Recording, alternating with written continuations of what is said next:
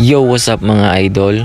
So, kung mahilig kayong mag-exercise, tsaka mag-workout, at tsaka magbuhat ng mga weights, so this stretching and warm-up exercise is for you.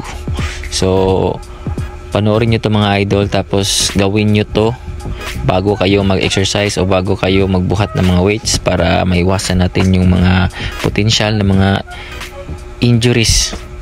So, sana makatulong to sa inyong mga ginagawang workout and para din ma-improve natin yung mobility natin, yung full range of motion.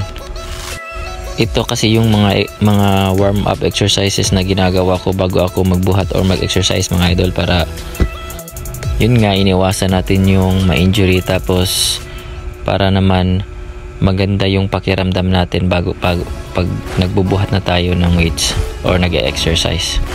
So, hope makatulong to sa inyo mga idol. And by the way mga idol, di ko na to kinat. So, di ko na din fast forward para makita nyo talaga yung paano siya i-execute mga idol, yung mga warm-up exercises natin. So, kayo nang bahala mga idol. Pwede nitong isabayan habang naka-play yung video natin. So, God bless and keep safe.